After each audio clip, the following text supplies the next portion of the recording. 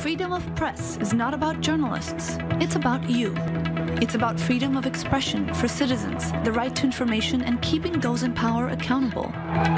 Freedom of the press reflects the state of democracy, and once again, things aren't looking too great. Every year, the International Press Institute and Reporters Without Borders publish reports with the latest numbers. 88 journalists were killed worldwide in the past year, 46 in targeted killings.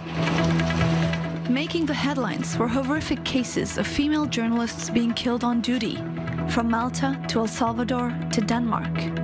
Just last week, 10 journalists were killed in Afghanistan, 9 in a suicide bombing that seemed to target the media. Less bloody but still worrying, 2 Reuters journalists in Myanmar are on trial, accused of breaching the country's Official Secrets Act. This week, a key witness claiming the reporters were framed was allowed to testify. In the World Press Freedom Index, Israel landed on 87 out of 180 countries. During protests at the Gaza border, 2 Palestinian journalists were killed by Israeli security forces in less than 2 months. Witnesses say they were clearly wearing vests marked press. Israel claims they were members of the Palestinian group Hamas. An important media, important press exists in a problematic place. In Israel, in the United States, maybe in France. But if you're working in a sterile place like Norway, while journalists on the field are targeted, organizations are reporting a general hostility towards media and journalism itself, too often encouraged by those in power.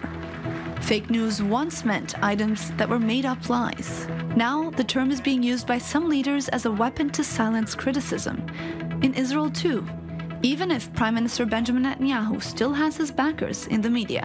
I think the media had become too one-sided, and especially in Israel, where the press is very much aligned against the Prime Minister for a long time. He learned how to use it in his favor, but it's not a healthy situation where you have such a pathological relationship between the media and the president. In an era of actual fake news, the importance of real journalism and media literacy cannot be minimized.